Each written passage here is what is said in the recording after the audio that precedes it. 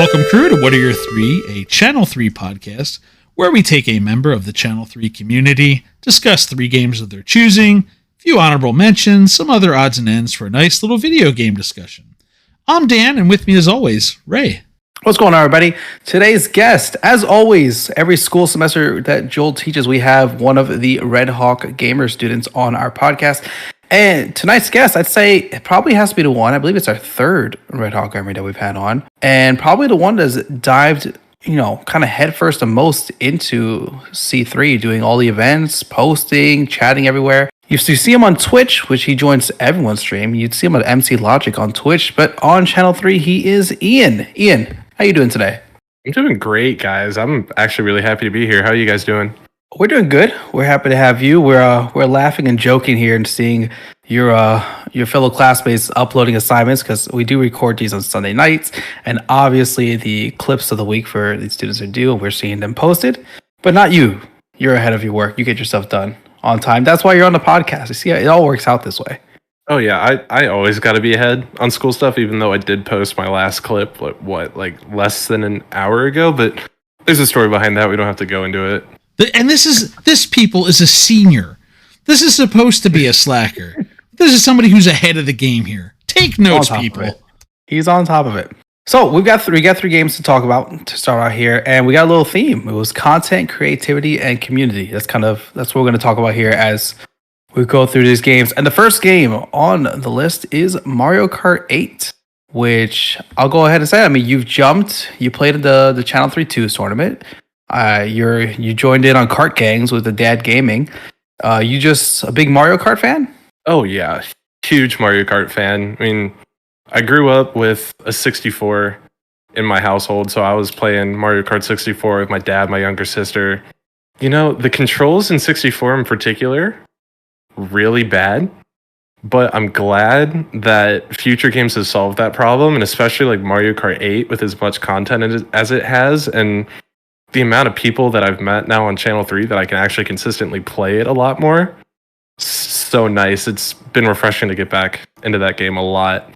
Now I'm gonna ask this. I'm gonna end up asking a couple times, because Dan and I end up talking as old people whenever we have the Red Hawk Gamer on. You had an N64 in the house. Whose N64 was it? It was yours? No, it was my dad's. And the story behind that, I'm pretty sure he told me he actually won it out of a cereal box. Really? Yeah. Oh man, He was one of those lucky people, and it's just been sitting in our basement. I think it's actually still at least somewhat plugged into a television somewhere. Mm-hmm. I was just at home this past weekend, and I came back to campus because I have classes and stuff, but I actually didn't see if the 64 is plugged in. And if it was, I totally would have maybe considered playing a game on it for at least a little bit, because I've been playing Wonder all weekend. I mean, yeah, it's been absolutely amazing game.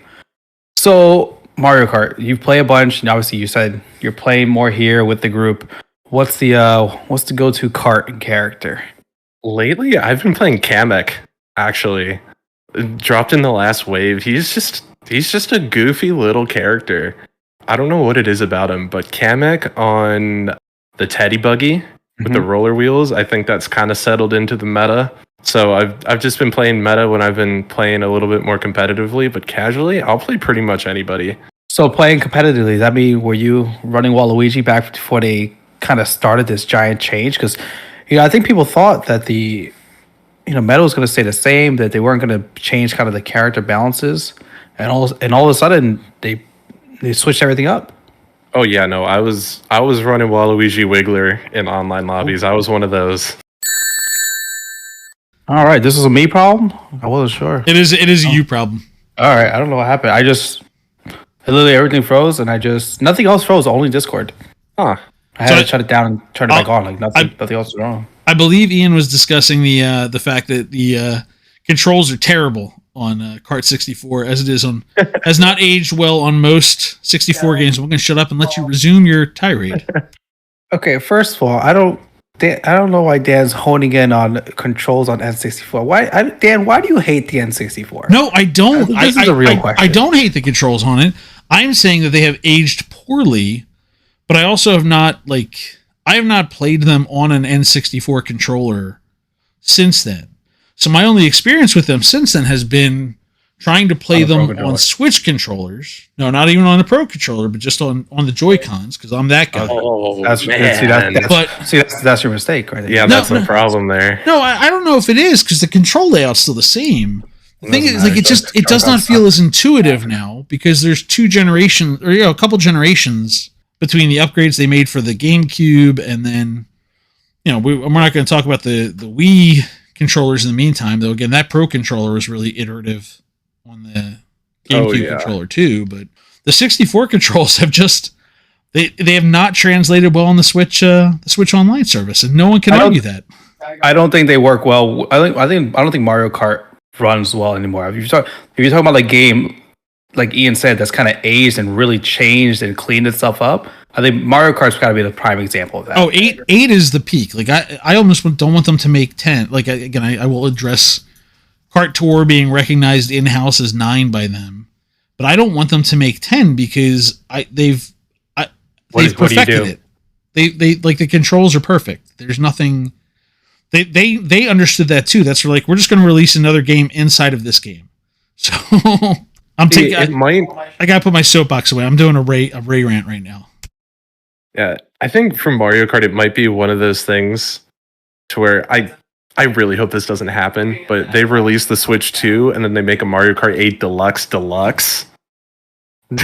Just like what they did from the Wii U to the Switch, just like port all the Switch games over. Like, man, if Nintendo resorts to just porting at the start of a launch or at launch of a new console, oh man. No, they'll have a new game. They'll have a They're gonna. My guess is they go crazy and they throw in a new Odyssey in. Oh yeah, that rumor's been out there. Wait, hold on, stop. We're not at that part yet. Keep going. Get back to your game. Again, I don't know how Dan's gonna put this all together, but at some point something froze. I asked Ian about Kart. I heard him talk about Kamek. Oh no, all that stuff that just happened there is staying in. That's great. I asked Ian about Kamek and he loves it. And then I had a question that I think happened while I froze. I would say, so that was what prompted the controls, was there? Yeah. I can't. Just roll with it. Roll with it. This is all staying in. Oh, of course. Were you playing meta characters before kind of the DLC? Because I don't know if anyone thought or even had the idea that, hey, when they put the new courses out, they're also going to rebalance the characters and kind of open it up, right? It was just like, well, everyone just accepted it. We're going to play Waluigi and Roy and call it a day. Oh yeah, no, I was full meta all the way when playing online. Waluigi, Wiggler, Rollers, I was the whole shebang. And like you said, Ray, I did not expect the stat changes at all with the DLC. Like, I don't even remember when they changed it, but there was a point where Rosalina and Link were the meta, which, as a Rosalina enjoyer, I was happy with that change. But then they made all the medium weights the meta now. It's just like, what? Yoshi, Birdo? No, I'm sticking with Kamek. Gonna be Kamek all the way through unless they make another change with Wave 6. I'm gonna stick with Piranha Plant on the few times I still turn on Mario Kart because I'm on Speedstorm right now. I love it. Whoa! Too hot! Back off. All right, give me a course, Ian. Give me a course that you want to race on, and then give me a course you don't want to race on. Ooh. I gotta say, I have a lot of favorites in Mario Kart 8, and that's just because I play it a lot, even though I don't have nearly as many hours as some of the real grinders on Channel 3. But if I had to pick a race that I for sure wanted to race on, as of recent, I would probably say Rock Mountain. And the reason for that, a little off the rails here, I'm sorry, but one of the things I did over the summer is that I made a Mario Kart 8 Deluxe custom cup builder. So you could go through, pick 4 tracks, upload it to the website, share it with the world. And in one of the custom cups that I made, I led off with Rock Mountain, and I played the absolute crap out of that cup. 150, 200, back and forth, just to make sure that this cup felt legit and it would fit into the game as it is. And Rock Mountain was always that start that I had to make sure I did well on, or else I had to restart. Now hold on, I'm going to jump in here because I got to ask Ian, what are those 4? What are the 4 that make that cup up? Ooh, Rock Mountain, DK Jungle, Los Angeles Laps, and Mary Mountain are the four. Ooh, We that got to talk Angeles to Chicken Bro Laps. Maine. I think we gotta do like a special Saturday event. Of, That Los Angeles Laps just feel like is thrown in there. Like I got a theme, and all of a sudden, like, yeah, by the way, hit the roads right in between there too. That's Yeah, tough. right. And actually, with this cup in particular, I messed around with having, I think it was 3DS Rainbow Road at the end of it. But then I put Mary Mountain in there. I'm like, oh, this just feels so much better. I don't know why, but it just felt better. So I put Mary Mountain in there. And it just stuck. Now give me a course you don't want to race on. Ice Outpost. I don't know what it is about that track, but I just never liked it. That's kind of a hot take, but I don't know. Weird track. It's not my favorite either, by the way. I'm sure some people like it. That shortcut on that one is one that throws me off. Like I just can't hit that turn correctly. Yeah, it's, and like, it's like a 40-degree turn. Yeah, you got like a people 40-degree can. turn. They, like, I mean, kill it.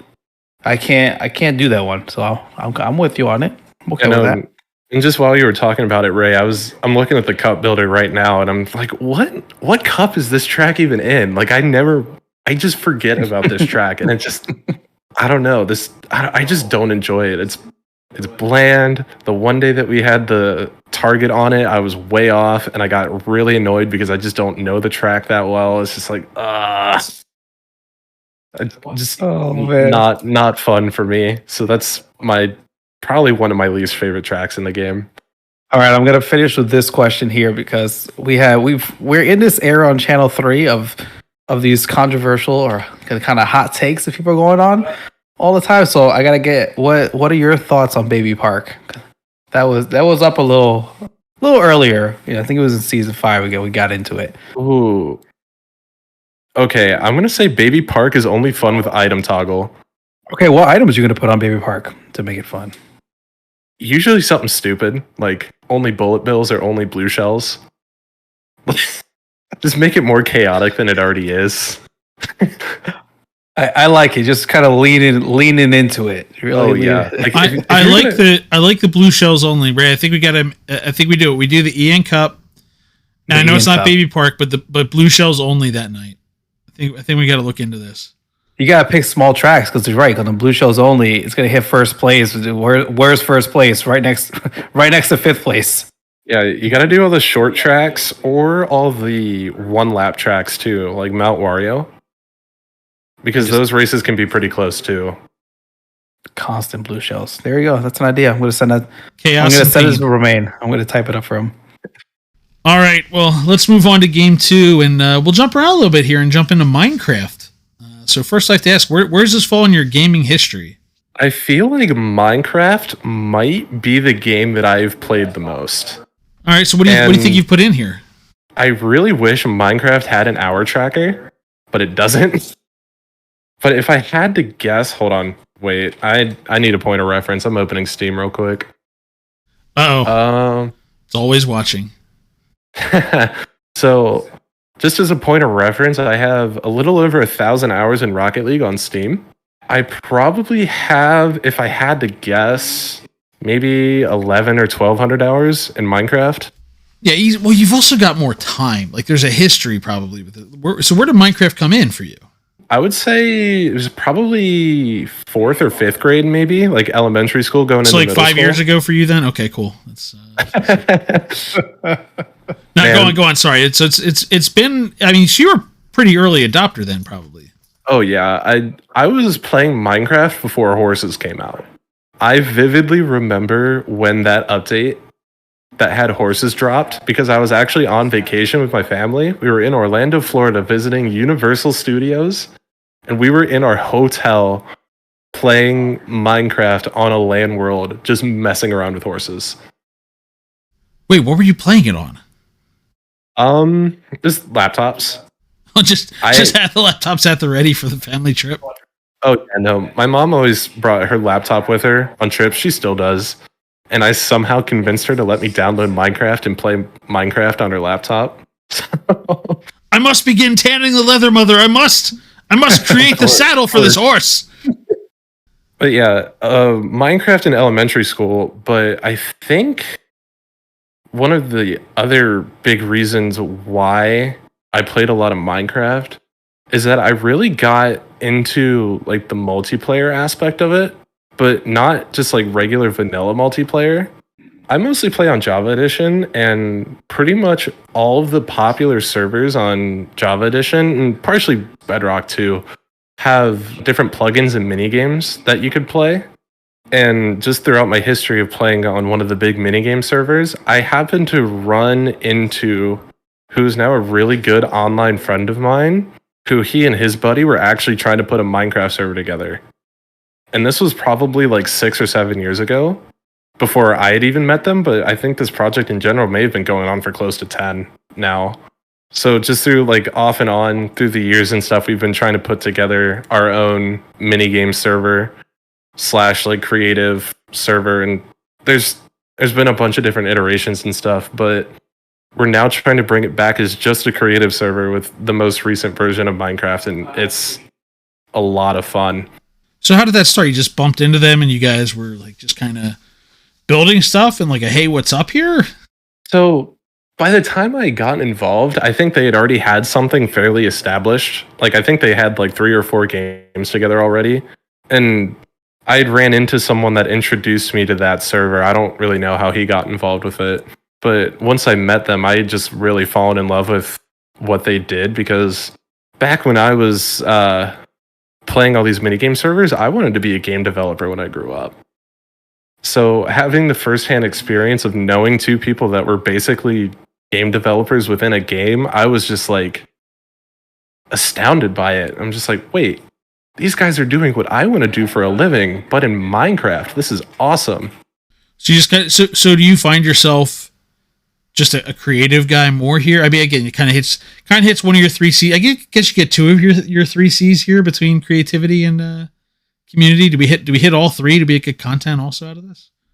Yeah, I mean, I would say we hit all 3, just because Minecraft has a lot of content. I mean, with this particular iteration of the server that we're trying to bring back with the most recent versions of Minecraft, we're updating stuff that we had from the last couple of iterations, just because Minecraft internally has added so much more stuff.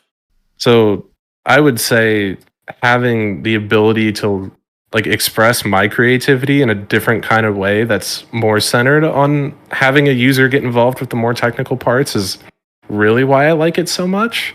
And not to mention, I've just had the opportunity to build a lot of minigame maps and stuff back when they try to do minigames. So how do the mini games work? You know, what are like 2 of the mini games? What are 2 of the focuses you're looking at for the server? You're trying to sell something. Okay. Like, hey, you want to come in here? I'm sure there's like a, hey, we got mini games over here, and people are going to come check it out. But like, what's your selling point? You're selling it to. Ooh, my personal favorite mini game was called Paint Warfare, and Ray, I'm sure you'll like this one. It was basically a knockoff of Splatoon in Minecraft. I mean, the second you said it, that's what I thought of. Yeah, so full on turf wars. We were working on adding power ups and the whole shebang. It was very basic Splatoon. It was pretty much just the turf wars with one gun. But we had resource packs. We had custom sound effects. We went the whole 9 yards with it, and I had a lot of fun testing that one. And as the one guy that was the developer was building it out, it was a lot of fun. So what's the other one? Give me a second one. We got mini Splatoon. What's number 2? I'm gonna go with a good old Minecraft classic, Skywars. So Skywars in Minecraft is when all the players spawn on their own like floating island, just in a world of nothing other than islands, and they gotta like bridge over to the other islands and get loot from the middle islands that usually have better loot than the outside, and it's really just a fight to the death. If you come out on top, you win. So you just got to build some TNT launchers, destroy the other people's islands, just watch them drop into oblivion. Is that bad or good? That's where my mind went right away. That's definitely one way of going about it, and some iterations of Skywars on some servers definitely play into that idea. Give players lots of TNT at the start, which is really fun. That only came to mind because that's one of the things my son like made me help him build and design using some books of like, okay, here's how we're gonna build a TNT launcher. We're gonna use slime. We're gonna use some TNT. We're gonna use some pistons. I'm like, okay, buddy, I don't know what any of this means, but I'm with you. And he just started launching just launching TNT places, just blasting things. It's like, yeah, no, that's neither where my mind went. Like, we're gonna blow some islands out of the sky here. You can't hold an island if you can't have the island. One of the maps I actually built for that server totally played on the gimmick of TNT. And in hindsight, this was probably really bad for the average computer. But the entire middle island was just full of TNT. So you push a button and the whole map explodes. So is that a bug or a feature then? Is that just a matter of like someone finding it and knowing like, oh, I can just blast everybody into oblivion, or is it just game over? Like, no, it was definitely a feature. I made the button right in the middle. I put a sign saying, "Don't press this button, or else you're gonna die." How many times is the button pressed? Don't press it. Oh, I definitely pressed it a lot just for fun. You knew better. I want to know. Like, get the sociology department over there on this. Let's get random people dropping into the game, and I need stats on who pushes the button and who doesn't push the button. I would not push the button. I'm a very big rule follower. I would say no. I'm a rule follower. I say don't push the button. You got it. I won't push it. What if my computer explodes because I push the button? Ray, when I'm we always get thinking to the worst possible thing. When we get to honorable mention number 2, you need to come back and talk about the penguin because I need the penguin in context for this. Yeah, but Ray, I'm going to shoot a question back saying you wouldn't push the button, but what if the entire middle island looked like a giant block of TNT and you knew exactly what that button did? No, because let me tell you, this is how bad I feel.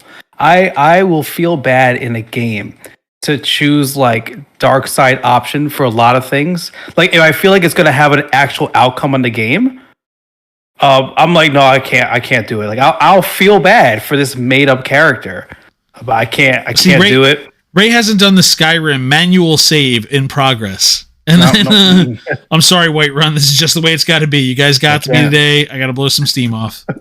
I can't do it. That stuff freaks me out. I made 2 save files in Hogwarts Legacy because I knew there was 2 options, and I was not gonna. No. We're not doing this today, Ray. I'm not doing this with you. I wasn't gonna follow through on the selfish ending. I couldn't do it. I needed to. What's your most used spell in that game, Ray? Just out of curiosity. It has no bearing on the finale of the game. If it did, if killing someone or having a death curse did something, I wouldn't have it. Tell you that's the I can't even pick a negative option for chatting. Ian, I'm not talking to Mr. Observe all the traffic lights in Grand Theft Auto over here right now. I don't. Where were we with this? Grand Theft Auto, the game is made to do that. I'm following what the game wants. But like if I have a chatting option and it's like a rude option or a polite one, and neither's going to do anything, I can't pick the rude one. It's just me. Why am I going to do that to this made up character? Your 2 options today are hello or Avada Kedavra. And Ray picks Avada Kedavra 10 times out of 10. Totally different. Ian, do you have anything else for Minecraft? I got to get away from this conversation. I mean, the only thing I have to add with Minecraft, especially with the whole server that I've been talking about with this whole bit, is that my building resume for Minecraft is literally just that entire server. We're going to need that server link. In fact, that might have to be... Is there info for the server that you could share? Because that might have to be the clue that Monday. It's not public. There is a local dev server that I was explicitly told not to give out. Don't do it then. Don't do that then. Don't do that. No, I definitely won't. But if I can go through my screenshots folder and see if I can find some screenshots of some of the maps that I've built in the past, I might start posting them on Channel 3 because holy crap, I put a lot of effort into the maps that I built. There's a crew that will be ready for checking some of that out for sure.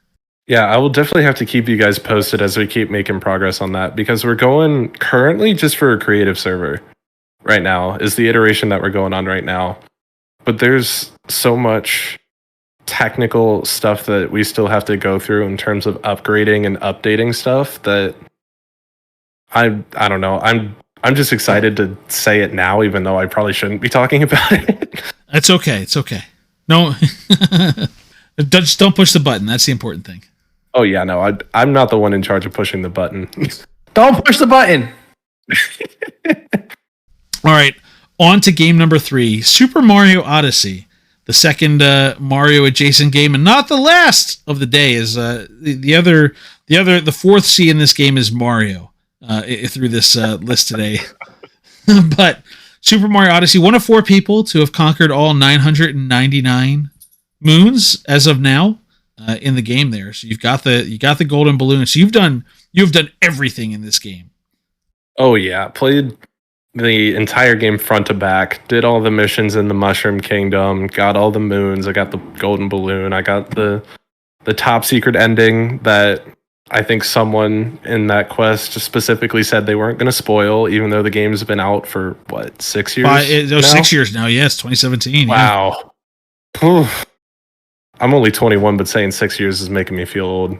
Oof, he just landed. He said, I'm only 21. There it is. Yeah, it was real subtle. It was real subtle too, Ray. Real subtle. That's tough. All right, son. So continuing on here with this conversation, but in all seriousness, though, I guess let's go back. So tell me, so again, you play this one beginning day one release or close to it type of thing? It wasn't day one. I actually waited until Christmas to get Mario Odyssey. That was not that long. Yeah. No, it wasn't that long. It was like a month, but I just knew this game would have so much content in it. I would not be able to balance playing Mario Odyssey with a high school schedule. And I had a real rigorous high school too. So I got Mario Odyssey for Christmas, and I don't think I 100%ed the game over Christmas break, but I know I beat the main story over Christmas break. I think I had the story beat before New Year's. So that's like getting all of those moons in like a week span really just showed you how much time I was able to just sit down and play that game, and then I enjoyed it from beginning to end. And if I had the time to beat this game and 100% it again, I totally would. So this is now 6 years of Nintendo making us think that the game was the entire game when really it was only half the game, right? So as I look back now and we have the year of Pikmin 4, we're like, oh no, the game was only half the game. There's still another half a game after the credits roll that they did not tell you about.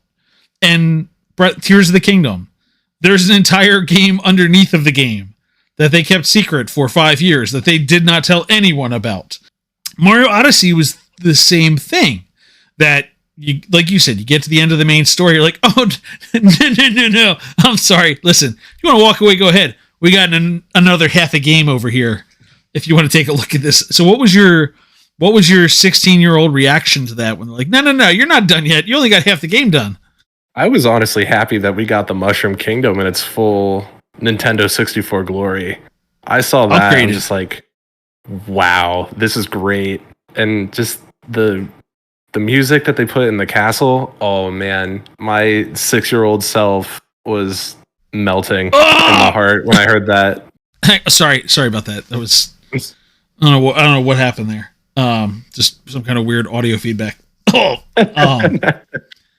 but you know what? What's funny is I'm sure that like your 6-year-old brain saw the Mushroom Kingdom looking like that anyway, and then you turn on 64 eventually, like, no, it looked like the Odyssey version in my brain. Yeah. Wait, the grass is just a PNG and it's made up of trapezoids? What? No, that's not how this game looks. Yoshi's been stuck on that roof since 1996 or 97, whatever it was.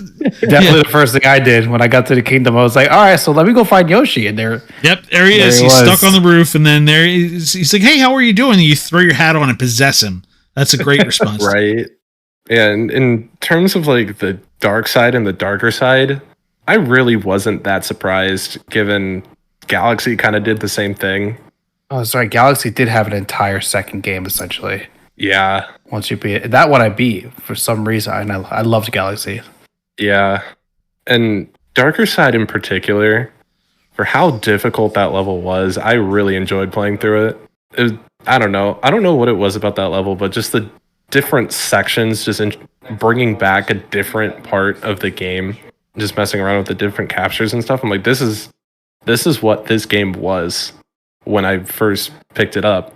And then, spoiler, even though this game's been out for 6 years, the ending where you're climbing up the new Donk Tower at the end of Darker Side, and you just have Cappy like bawling his eyes out about the adventure that you had. It's just like, Just a little thank you as you're getting towards the end. Right. The game just tied the knot on that bow perfectly. And it's just like, yeah, you can run around and do whatever you want. Go 100% the game. Why not? So what are some of the worlds that stick out in your mind here from the game? Cascade Kingdom is right at the beginning, really showing you the potential that this game had. And I actually had a little phase with Mario Odyssey where I wanted to get into speedrunning it. So doing that little dino skip where you capture the T-Rex and then you hit that little bounce pad and you just skip all the way to that boss fight. I couldn't tell you how many times I tried to do it before I could somewhat consistently get it, and I still can't do it consistently. Have we done a Koopa free run time trial since Ian's been on the site? That might have to get. Well, I don't know. That might have to get be revisited sometime. I don't think there's been one since I've been here, but I know there's been one or two. Just yeah, I think we did history. one. I think we did one right before you came in. So. Right before the school semester started. May have been the last one we did. So again, strong start because you get you mentioned the Cascade Kingdom, you get the open world, you get all these hidden nooks and crannies too of just like, there's a moon hidden behind the waterfall under here. I bet you didn't know about halfway through. Or again, right off the bat, they just get this like, not photorealistic T-Rex, but you have this like cartoony land and then like T-Rex in the middle of this thing just taking a nap. And I know they use that in like promo images and stuff and like some of the promo videos, but like, okay, they're just going to give it to me right here. Let's do this. Fine.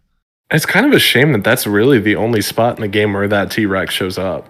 Oh no, it's not. I mean, there's like one other spot. Yeah, it's just the one other. And I know because I was scoping that out. I was trying to use the other T-Rex for target the other day, but that part of the map is not registered. It is just in the big question mark on that particular map. So like, I can't use it because that's what Dark Side, right? No, that's it's what is it, Lost? No, Woods? Lost Woods. Yeah, Lost Woods. When you fall, you think you're gonna die, and there's a whole little right. The deep woods. Again, something I did not know about. Like the first time I played, I slipped off. I'm like, well, I guess I'm gonna die. And oh wait, what just happened here? Yeah, whole section. Yeah, I need to play Odyssey again because I totally forgot about that part. No, be careful. Be careful doing that to yourself. That's oh boy, that's a create another save slot and do it again. I'm still very slowly trying to get all 999 moons. Like if I first got the Switch, I'd be able to. I keep thinking this, like Breath of the Wild, I ended Isaac, all the shrines because I wasn't playing anything else. Now, my gosh, I play so many games. Yeah, Odyssey. I can't sit and do this. I'm trying to get 120 stars on Super Mario 64 still because I don't have a file saved that has it. Yeah, Odyssey was still in the early time, so it wasn't like there was there was not a plethora of games there, like one on top of the other. And like I've talked about with Tears of the Kingdom, like I had to finish it by the time Pikmin 4 came out. Like I just can't. But there was not that plethora then, so you could take Mario Odyssey and finish it. So I was going to ask. So you banged out like the prime game off the bat. You beat Bowser. You go to the moon. Peach says like, "I'm out of here." Takes the ship. Says, "See you later," and starts gallivanting about the world on vacation. So how long did it take you to come back? How long did you come back? Was it just like pieced together over time? What happened after that? I don't fully remember. I think I kind of just took it in chunks, and once it got down to getting all the collectibles, I will admit I kind of cheated a little bit. I kind of used the internet, especially with the regional coins. There's 1,000 moons, kid. So you're in a safe space. You're in a safe space like that. I'll tell you, my cheat was finding out how to get the volleyball game done. I'm like, this is physically impossible. There was that in the darker side of the moon and one of the dark side of the moon secondary moons I had trouble with, but it's okay. I'll admit I used it for the volleyball game. Yeah, and I'm pretty sure I also used the glitch at the time that let you do the infinite jump ropes too, just for fun. Oh, I don't know that one, but I just beat that one like a man. I don't know what to tell you. There were a couple of versions of that glitch actually, and I have video evidence of me doing both of them. Well played. And I actually think one of them was a screenshot I posted on Channel 3. I had made a post about Mario Odyssey. I think I did the 999 Moon Quest or whatever. And someone commented, "This game, other than the jump rope and the volleyball, fantastic.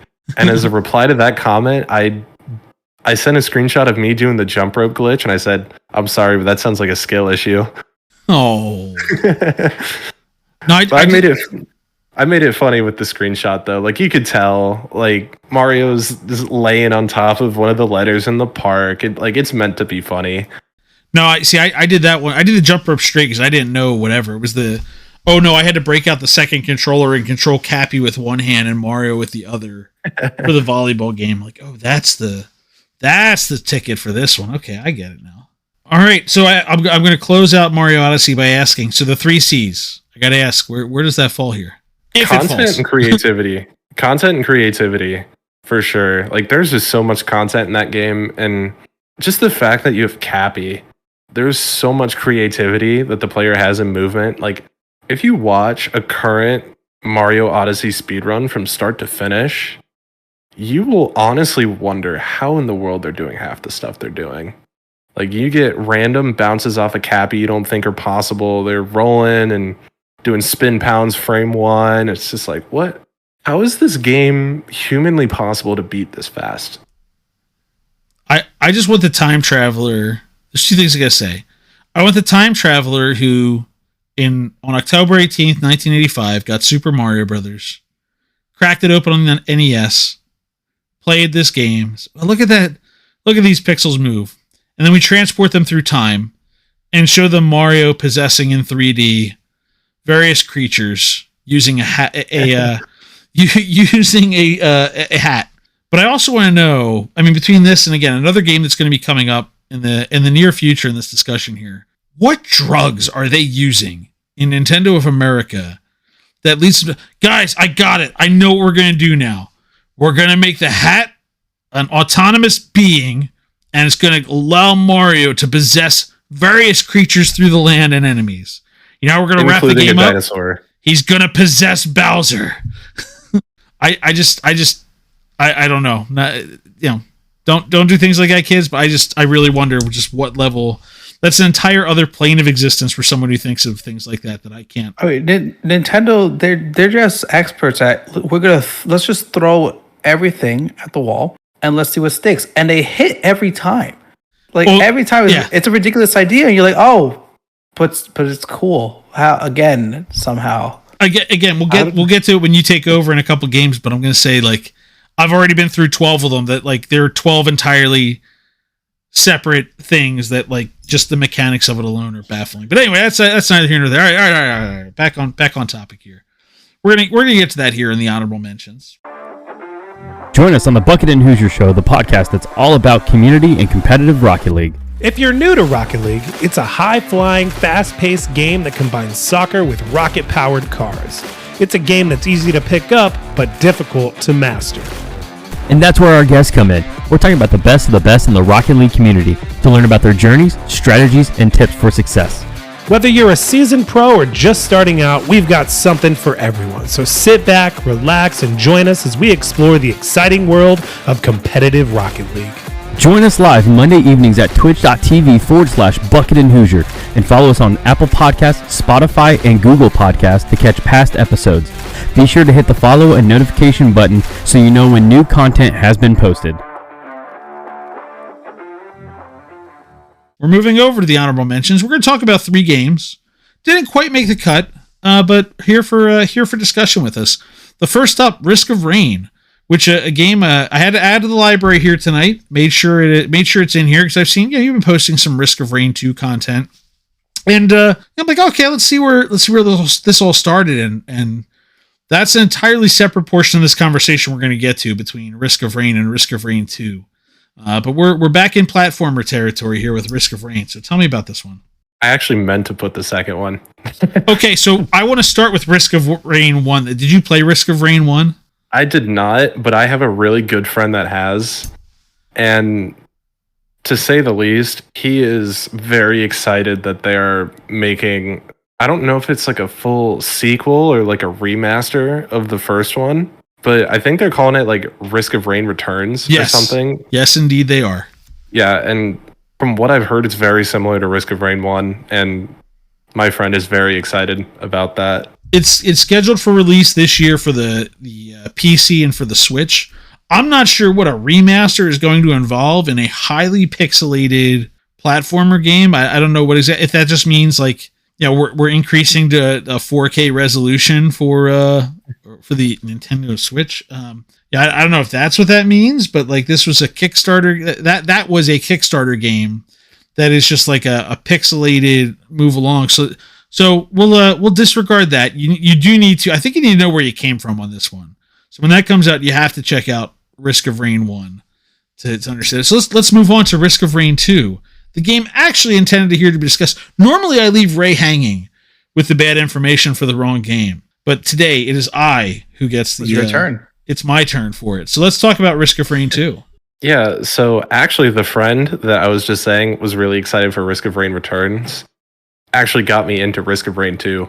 And he kind of just told me to buy it on Steam when it was on sale. I'm like, but what if I want to play it on the Switch? He's like, no, buy it on Steam. Please, for the love of God, buy it on Steam so we can play together. I'm like, fine, I'll buy it on Steam. I bought it. I'm just like, what am I supposed to do in this game? And then I kind of just sat down, learned the mechanics, read a couple of wikis, and started unlocking characters and enjoying the game. Survive. That's your Survive. Yep. So there's some Minecraft elements in that regard of just like you're dropped in and like good luck. Everything, the world is out there for you, and survive. I see some tie-ins between the games here. This Risk of Rain 2 being a little closer visually to Minecraft than it was to Space Invaders that the first one was. But so sell me on the game then. So I've not played this one. I'm not going to sugarcoat it. So I've seen, you've got some clips up there. You've got some tailored content, and I will say your facial expressions on this have kind of sold the game as well. As there's things that I feel like surprise you as far as how the game reacts, interacts, or some of the little surprises that come along the way. Oh yeah, no. So in that clip in particular that you're referring to, I was playing one of the side modes in Risk of Rain called Simulacrum. It's very similar to Risk of Rain in the sense of it's still a roguelike game. You're still running around picking up items and stuff, but it's more of COD Zombies in a way, to where there are explicit waves and different, like, there's different waves, and the difficulty still increases. And with that clip, I had run into an artifact, what they're calling it in that game, that spawns the final boss. And the final boss has an attack where he jumps up in the air and then slams down on the ground. And I was caught in the shockwave of his landing, and it brought my 1500 health down to nothing. Negative. Thanks for playing. Have a great time. Right, yeah. And I think I was like a half an hour to an hour in that round, because I think Simulacrum goes on until you die. So I was in the heart of that run. I was really enjoying it, and then all of a sudden the game throws the final boss on me, and I get one shot killed. Like, I think my reaction in that clip says it all. Like, I just didn't know what to say, and I was just kind of staring at the screen, just laughing. It was one part what just happened. It was one part look of defeat, and then one part you can't do anything but laugh. I feel like that was like the succession of expressions that you worked through in the course of that. Just like you went through all the stages of grief through the course of it to finally getting to acceptance and just kind of laughing it off. And a bit of a roguelike element to this one, because you're going to die. It's just the way this is going to go. Yeah, that happens every single round I play in this game. Like, stupid death, you laugh it off, you go next, you go again. So you talked about this is one, we talked about the internet earlier, and this is one where you've mentioned you've had to consult the wiki for this game because it doesn't give you the most information. Again, games don't come with manuals anymore. You just get this piece of equipment, you get this item, you get this relic, whatever it is that summons the final boss and doesn't tell you. Or you've had to consult the wiki. What are some of the highlights of things that you've been surprised by when consulting something besides like final boss coming in and one-shotting you to death? I feel like the most surprise I've had with Risk of Rain are what some of the items do.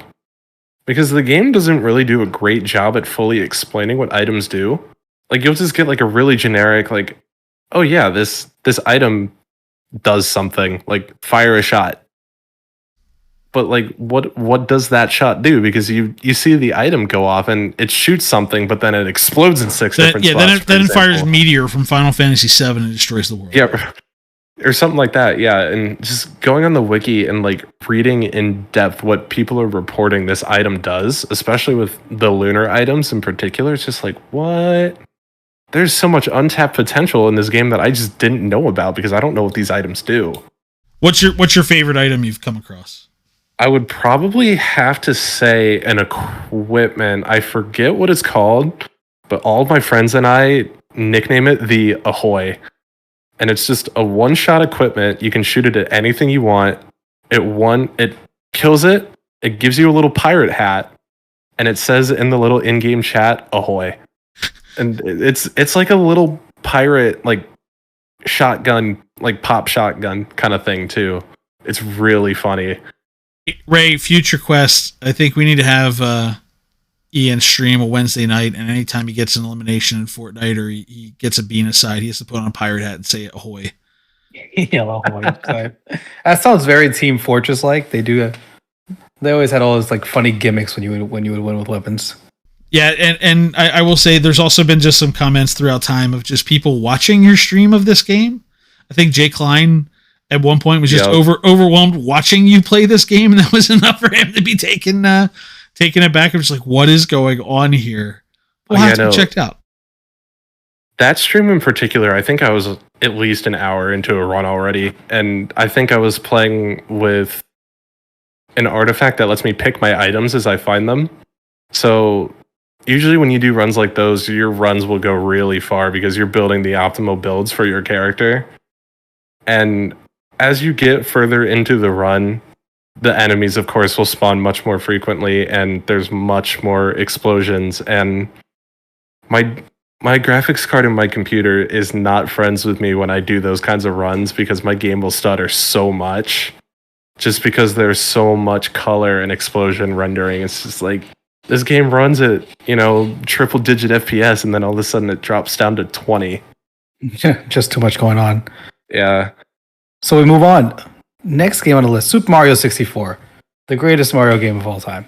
Tell me, Mr. 21-year-old, where are you playing this game? Was it on your dad's 64? Because we brought that up before. Yeah, I played it originally on my dad's 64, and then got Mario 64 DS when that came out, which that's another game for another time because that's a totally different game from the original. That is a slept-on game. By the way, I don't feel people don't talk about it. That game changed my life. Super Mario 64 on the DS. But again, another time. Continue. Yeah, another time. Yeah. And when they announced Mario 3D All Stars on the Switch, and I saw Mario 64 in the higher resolution, I just knew I had to get that game. Like Mario 64 is one of my top two. Like Mario 64 and Mario Odyssey. Those are my boys. Those are my top two. And I 100%ed it on the Switch. I knew I had to. Yeah, and it runs... It feels like it runs smoother on that Mario 3D All-Stars one. I bounce back and forth, but it definitely feels like it runs better on it. That's where I'm playing it right now. Trying to 100% it again, for sure. It plays better than the Switch Online. You're not wrong. It does. It does. Now, I have one gripe with it. It takes out the most iconic line in the entire game. Oh no! Oh boy! Oh, here we go. I got a big grudge with that. They just stole the line away. All these children will never get to hear the "So Long Bowser" line. Yeah, that is all it says. Yeah, so that part's upsetting. No discrepancy with that line at all. Nothing. No controversy or history there. Nope. It's nonsense. Absolutely, it's nonsense. It's nonsense. That's what it is. It is nonsense. That's absolutely correct. Okay. It was never what it was.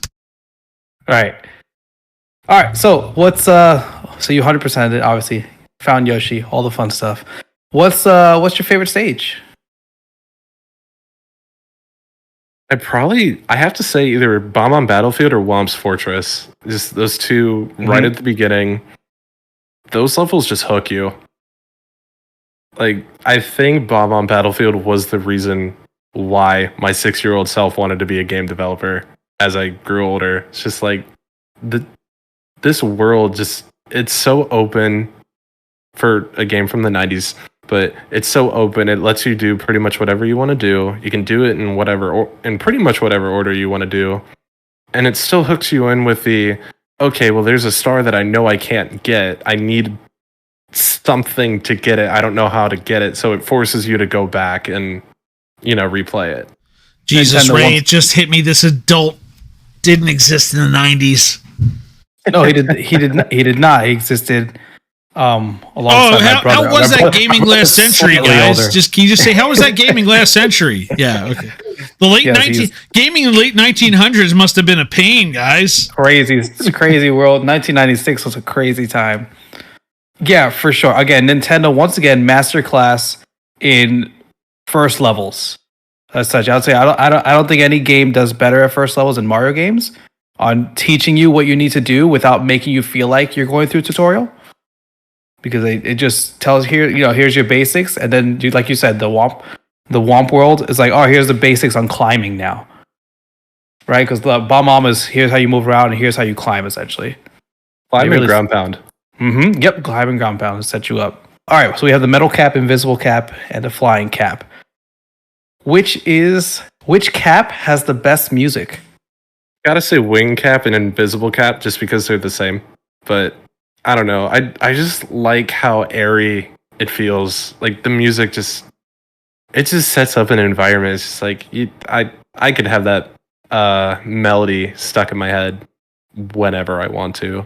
So my thing is, I always pick the invisible cap. I like the setup. My thing is always, I love how Mario will call back its own music over and over and over again. And so like that cap they basically remix Star Power. So I love those callbacks all the time. So that's why I always went with the invisible one, just for music. Any speed runs with this one? I mean, there's 1,000,001 speed runs. People are still speed running it today. Oh yeah, I think I dabbled in it a little bit. If I were to do a speed run in this, it would probably either be the 16 or the 70 star, but can't do the 16 on the Switch, unfortunately. And I don't know. I just haven't had it in me to lug my 64 onto campus. I wish I could. I wish I had space in here for it, but I don't. All right, so let me ask you one more question on this one here. How do you feel about the camera in that game? That is the gripe of many people. How do you feel about the camera that will be in fixed positions as opposed to spinning? Yeah, the gripe about the camera is well deserved.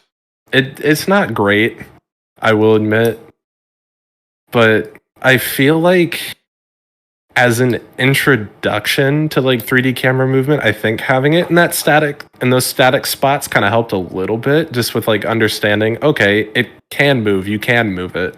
And then as the camera evolved into something that can spin and be a little more dynamic, kind of just having the point of reference of like, okay, it used to be static, so I know how it can look into something that I can more freely control. It helps a little bit more. It's amazing. I don't know if they just developed it faster or just decided to not put it, because Banjo-Kazooie comes out and you can move the camera there. I figure you can move the camera in Legend of Zelda Ocarina of Time, but I haven't played it as much. I don't like your tone. I don't like your tone on that comment. Watch your tone. Watch your tone. I don't get. That's why I don't get why that camera was static, and the next two games after that they kind of worked it out. Well, you know what, Ray? It was probably the C buttons. But there's other games that do it. You could move the camera better in other games on the 64. That's what confused me about it. This also might be copium, but it's a launch title, Ray. It's true. Nintendo hadn't gotten to the free moving camera yet when they were making it. One more camera question. Does anybody use the zoom in Mario camera when you press the right bumper? Because I can't think of a reason to ever be that close and move around correctly. The only time you're required to use it, I think, is to get into the wing cap stage. No, I'm not talking about not like looking in first person. When you press, hold I guess the right shoulder button. It wasn't. Oh yeah. Zooming into Mario instead of cam. That one, yeah. Is there a single reason to use that camera? I think speedrunners use it for like alignment purposes. Crazy. I don't know how. Even then, they just tap into it for a split second, and that's it. And I agree with you. Very limited use of it. I can't really find a reason why I would ever use it. It's just too close. All right, so let's jump now from the greatest Mario game of all time to what could be one of the greatest Mario games ever. I'm gonna put it out there right now, as we are mark the 48 tape. Hours in. Mark it right now. It may well be one of the best Mario games ever made. Super Mario Bros. Wonder. I mean, good enough that you wanted to talk about it. And again, it's Sunday, and the game came out 2 days ago. Ray, I've been talking about this game since they announced it. And the only reason why this isn't in my top 3 is because I haven't beaten the game. I mean, they hyped it up, and you played it, and I mean, the hype's real, right? Everything about it. Just tell me. Obviously, we're gonna go spoiler free here because the game is 2 days old. Give me the spoiler free thoughts on the game. The fact that Nintendo said that they didn't have a timeline to develop this game helped them immensely.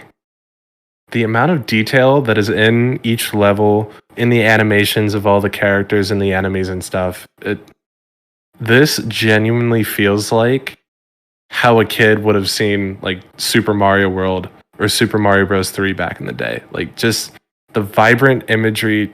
I don't know. Everything in this game is just awesome. And I can't shut up about it. I'm sorry, I had to put it on here. the smartest thing Nintendo's done is they learned from the announcement of Tears of the Kingdom, and they learned from the announcement of Metroid Prime 4. Shut their mouths until they're 90 days out from the game coming out, and then you can let the world know it exists. And the fact that they've done that, if we had a 6-year development, this game probably had a 6-year development cycle. They've been working on it. Like there have been rumors of a new Mario game for years. And the fact that we didn't know about it probably made it that much better for us. And the same thing happened with whether it was Pikmin 4. Like every game they've announced, like at most, 4 months out, 5 months out, maybe? I guess they've gone 6 months out for Peach's game coming out in March. But like, nope, don't tell us about it. Take all the time you want, boys. Take all the time you want. Give me a favorite feature in the new game. Ooh, favorite feature. Yeah, give me a detail, like specifically that you saw or you heard. You were like, is it time trials? That's really cool. It's time trials, isn't it? It's time trials. Oh man. I know this is kind of the whole gimmick of the game, but probably the wonder stuff. Obviously not going to talk about any of them specifically because spoiler-free conversation, but the further and further you go into this game, you start to see how much time and creativity went into developing some of these, because some of them play off the gimmick of the level, which is kind of expected. But then some of them are just coming totally out of right field, and you're like, where in the world did this come from? I'm through 12 of them so far, and not a one of them has been a duplicate. Like every one of them, like I think like, oh, okay, they're going to do no. Oh wait, I'm just going to say like I'm walking on the sides of the wall. Like it is, but Mario is now top down on the walls walking, and I'm like, what is like the what they had to do to put different mechanics in and different, like I can't imagine. I'm not a game developer. I'm not a programmer. I can't imagine how annoying it is for every one of these levels to program in. Oh no, this game now works this way. Yeah, let me just shift the axis of the character real quick and how they move. And I'll go ahead, Ian. Go ahead. Say what you guys say. And I was just gonna tag along to Dan's comment. I think in the 4 worlds I've played so far, I think I've maybe seen 1 or 2 duplicate like gimmicks of the wonder.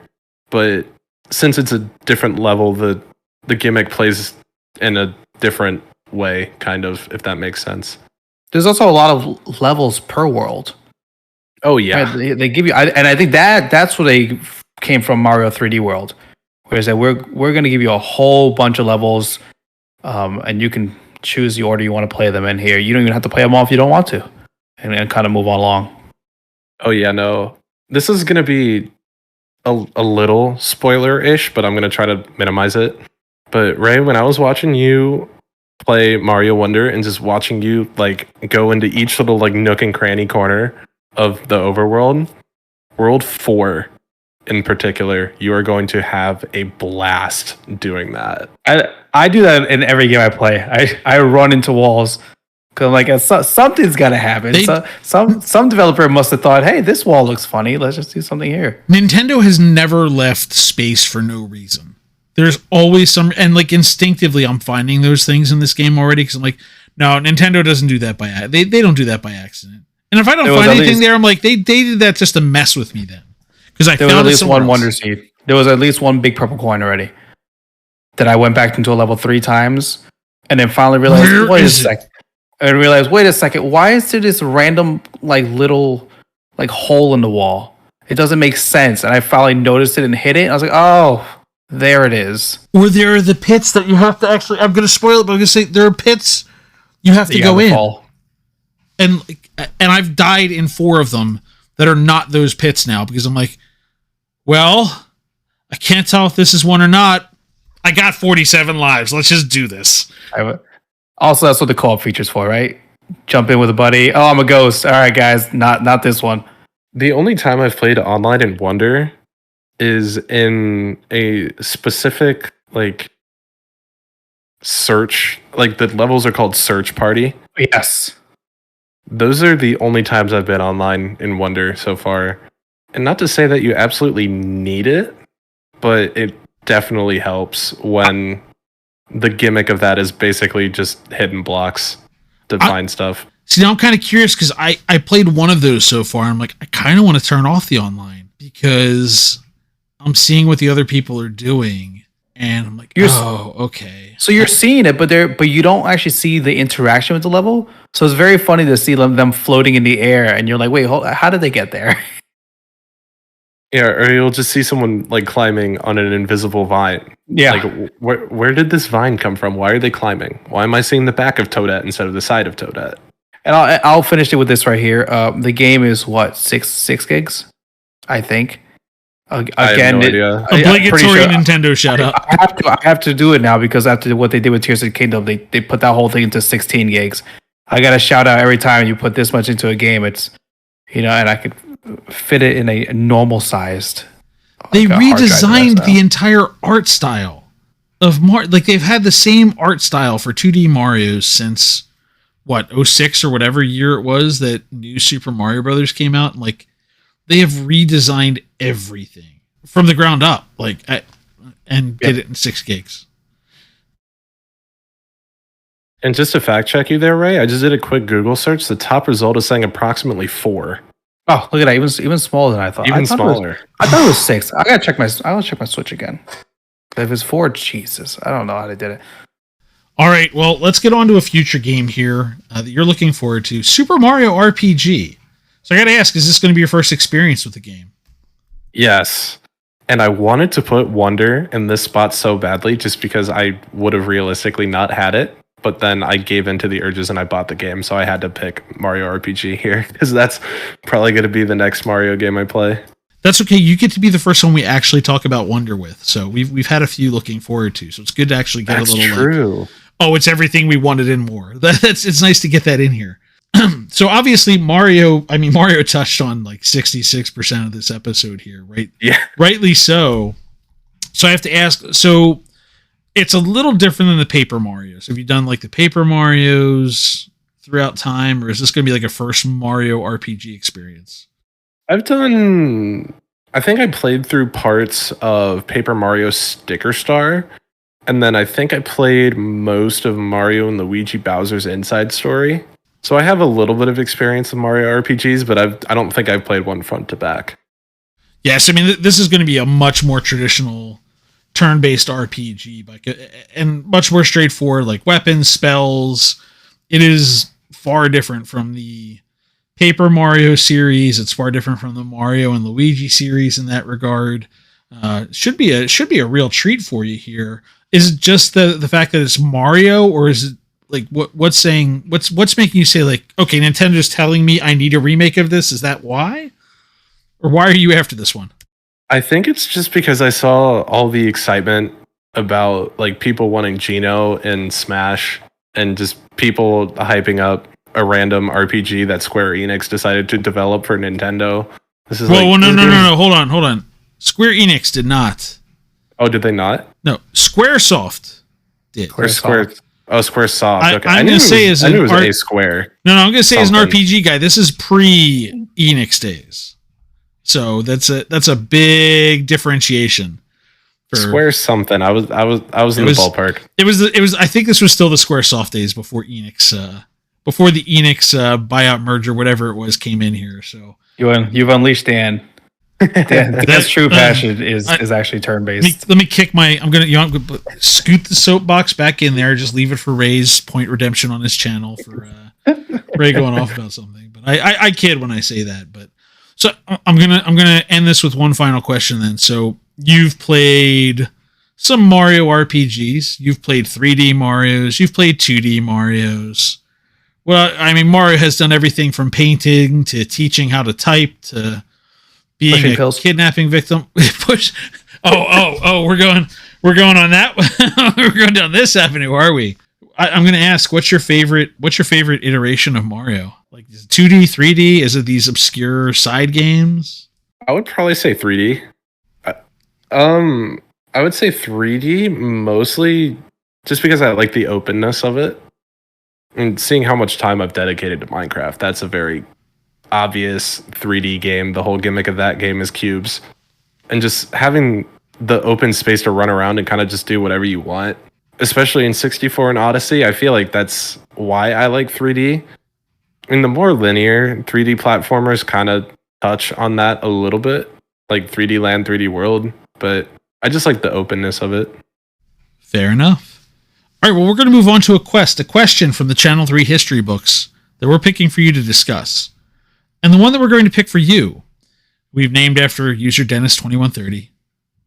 We've identified the series as the Dennis proposition, putting two characters against one another who in some kind of contest that has nothing to do with their games. It's not a fight. We have Smash Brothers. We're going to figure out who can fight. But what we're going to do here, since Mario's come up so often, the first one of these that got put out there was asking who would win a debate. Is it Mario or is it Sonic? Oh man, I was wondering what quest you guys were gonna do for me because I've caught up on my what are your three stuff and I saw all the quests and you guys were just throwing curveballs everywhere. So I get this one. We don't warn anybody. This is the one we don't warn. We make you give us the game so we're prepared as best as we can be. But no, you're not prepared. So who's going to win a debate? Mario or Sonic? I think my response here was Sonic. Correct me if I'm wrong here. Oh, Dan. that was your response, which is why the other thing I don't tell anybody, I usually have 2 or 3 of these at the ready. I think one time it just did not, like the one I picked just fell flat and I had to go to the B pick anyway. But I usually keep a couple because I want to see how the flow of the conversation's going. Yeah. This was not the one I listed first, just so we're clear. But this is the one that I picked off of the list because here we were talking about Mario for 2/3 of this thing. And you think Mario couldn't verbally spar against some, methed up hedgehog on, high on chili dogs? Well, what are the words that Mario says? Ya, whoa. Mario rarely speaks coherent English. And I think in my response to this quest, I think Sonic would just question the validity of half of the stuff that Mario does. Like, is Mario a doctor? Yeah. Is he a licensed doctor? Well, I don't know. Questionable at best. Is he a licensed construction worker? Should he be, building castles and levels? I don't know about that one either. Hey, he was on a wrecking crew. That's all I know, people. Oh, but here he is. But here's the thing, though. He's convinced people that he's a doctor. He's taught people how to type. He's taught them art. But here, we're citing, degrees, and we're citing, the School of Hard Knocks has something to say here. Exactly. It's all about the validity of the certifications. And I feel like Sonic is just more witty. I feel like he would have more like snarky comments about Mario that would win a crowd over. It's a fair point. And the final question we're gonna ask is, what is your favorite feature on Channel 3 so far? Oh man, favorite feature probably Target, because I've gotten a couple of referrals on Channel 3 since I've been on here, and for 2 out of the 3 of them, 2 of them have joined specifically for Target. Because my friends and I, at least when the other 2 friends played it a little more consistently, like to turn it into a competition to see how close we could get. And I would pretty much nail every single one of the Mario Kart ones, and they'd just be like a tiny bit off, or like further off than I would have expected. So I think for them, that competition, just because I was nailing most of the targets, kind of like pushed them back a little bit. But when I'm on fire with the Mario Kart targets, I'm getting like top 5 to 10 results of the day from everyone on the platform. I'm happy for you because I can't hit a Mario Kart target for my life. I don't know. I can't match up a picture with a map. You give me 4 tracks. I'm usually on the opposite side. I'm really good at guessing wrong on that game. But I do love. I've been able to get the tracks on every single one just because I know the tracks fairly well. But there are just some targets out there on tracks that I don't know very well, like the tour ones, where I will just get so like tilted at myself for not knowing them. But how am I supposed to memorize all these tracks when every single one of them reroutes every single lap? It's frustrating and annoying. Yeah, I'm pretty sure that's why Jedi continues with them, because they're really awesome. That's crazy. Putting the tour tracks in Mario Kart 8. It's like learning to time trial that. You're learning 3 different tracks essentially. Yeah. All right. Well, with that, we've made it to the end of another What Are You 3 podcast. Thank you, Ian, for being our guest today. You can find the podcast at c3.gg/podcast, dropping every Wednesday morning at 3:33 a.m. Eastern on all the major platforms, including Spotify, Google Podcasts, and Apple Podcasts.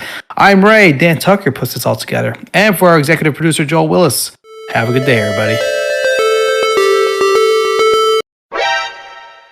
What's going on, everybody? Tonight's guest, as always, every school semester, for anyone who doesn't know, Joel does teach an online course for the University of Miami, Ohio. No, that's totally wrong. He does not teach at University of Miami, Ohio. It's Miami University. It is Miami University. But of Ohio, right? This is the worst introduction of all time. I'm going to start over once I remember. It's Miami University of Ohio, is it not? It is. Miami University. Yeah, but all of us Ohio folk just call it Miami University. I've insulted. Oh, I've insulted Ohio. I'm gonna start over. All right. At least I don't go to a university where they tried to trademark an article. I'm not going to the Ohio State University. You're not at the Ohio State. No. Listen, I'm they not a barely Buckeye. beat Penn State. Tell them to shut their yaps. I was told it was a defensive masterpiece. That's the spin that I heard on that game. A defensive masterpiece in college. Okay. Let's try this again. I'm gonna wait. Dan's dealing with children. Just roll with it. All right, let's start. I'm gonna start this over. It's been a weekend.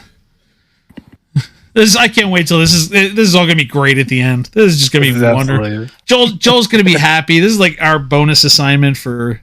There's a post-credit debacle. I can't wait.